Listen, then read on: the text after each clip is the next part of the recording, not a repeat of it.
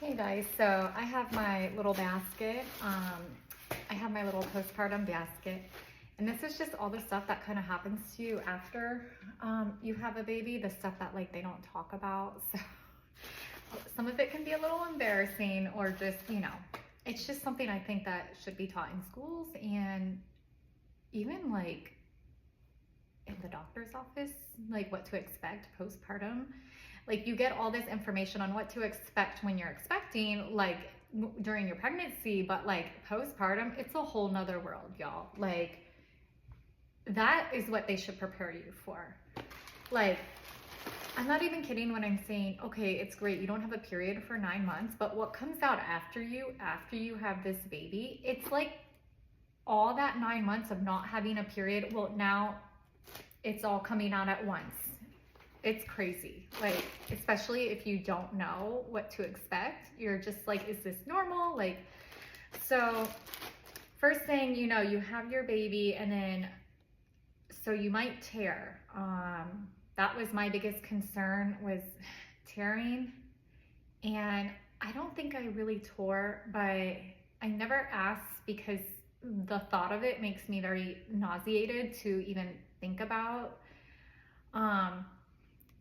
All I know is that when I had my baby, I still had my epidural because I chose, I can't do an all natural birth, but I had the epidural, and I saw them bring over a tray, and my doctor's like, I'm gonna start stitching you up. And like, I saw that tray and I was like, don't even tell me that, because now I'm just like nauseated and like, panicky, freaking out, like, oh, you shouldn't feel anything.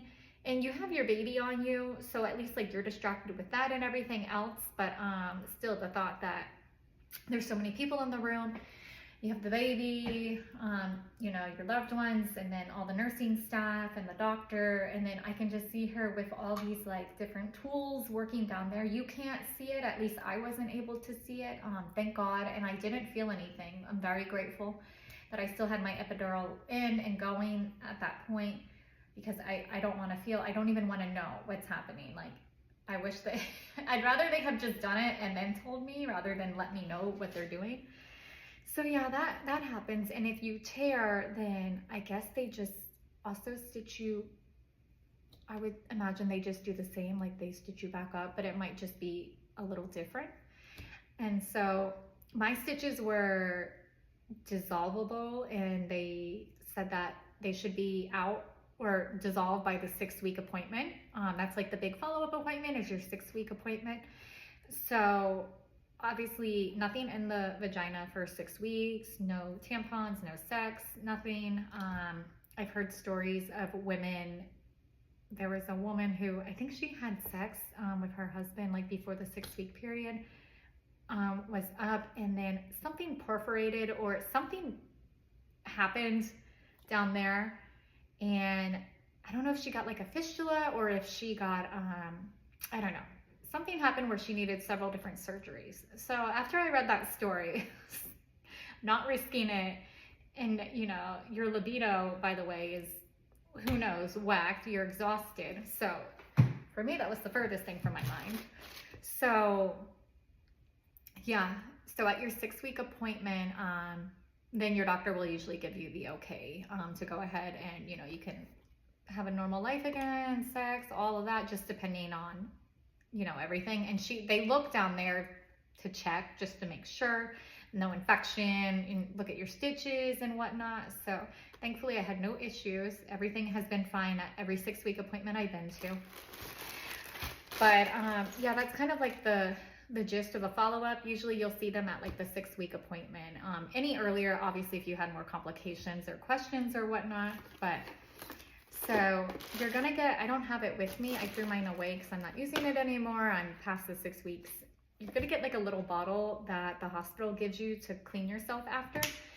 So usually you fill it with warm water, and because you have the stitches and everything down there that's been irritated, I mean, you just split open and had a kid. So they usually give you like a water bottle, and it's like, you'll put warm water in and it squirts, you aim it, and it cleans down there after you use the restroom.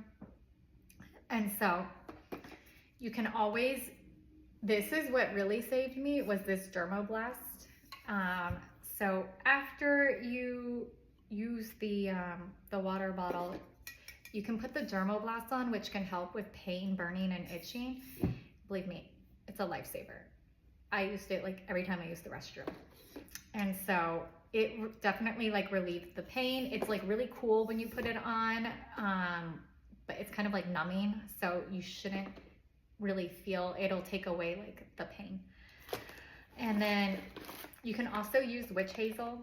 So these witch hazel pads, you put it in the pad, or there's a different one where it's like, it comes in a liquid form, and you just pour it in the padsicle, like in your pad, and let it absorb, and that way you'll have witch hazel there. So either way, but witch hazel is just gonna help like soothe, I think, like the itching and the burning. I'm actually not even entirely, yeah, it says itching and burning. But I use these for about like 4 or 5 weeks, pretty much up until my 6-week appointment. And then you're gonna want pads of all different sizes, of course.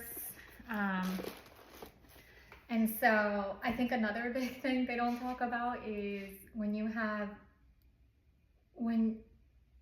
first have to use the restroom after childbirth, it can be a little scary, a little alarming, because you know, you have the stitches in and you're kind of concerned. You don't want to bear down. You don't want to put a lot of pressure. So they encourage you, because usually we're already constipated from pregnancy, just from like everything going on. They encourage you to take the stool softeners.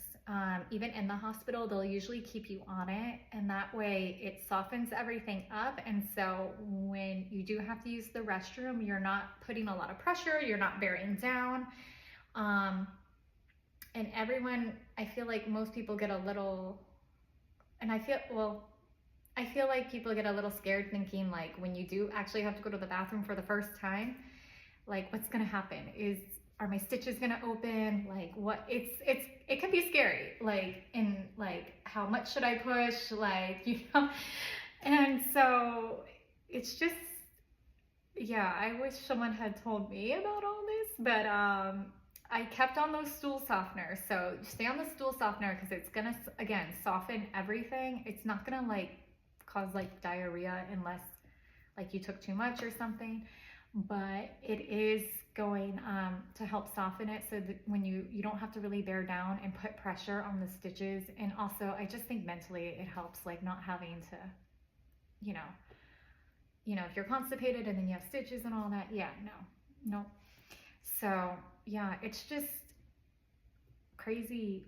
And also, so what comes out, like you're still like losing a lot of fluid. I don't know what you call it. I guess it is fluid, like bloody. So it can be like bloody fluid and clots. Like I had big clots, but like they keep an eye on it, obviously. And I think that's part of your placenta coming out still, even like within the first 24 to 48 hours. And you're still losing a lot of fluid. And like, so these pads, like I had to change it a few times, like even like the first day postpartum, and then also like the second day. But your stream and everything, you're leaking, you're bleeding, it should become lighter in theory and start to slow down after like the first day or two. So, but yeah, it was like the revenge for not having your period for 9 months, was that it's all gonna come now, like, you know? So that going on. And then also you're having contractions because your uterus is shrinking back down to its normal size. So still after labor, you're going to have contractions, which was alarming. I was like, okay, childbirth is over. Why is this happening? Like, why am I still having contractions? And your uterus is a muscle and it's shrinking back down. And I guess the only way for it to shrink back down is to have these contractions to help push everything out, I guess. And also to help it shrink. But yeah, it's a lot after. So especially like the first 24 hours postpartum, it's rough. And then you have a newborn, and then learning to breastfeed, and all this other stuff, the first like 24 hours, it's pretty overwhelming. So hopefully this helps some people. But yeah, it's just crazy what goes on, and crazy that no one tells you, you know? So if you like this material, if you like, if you have any stories, I'd love to hear them. Just comment below.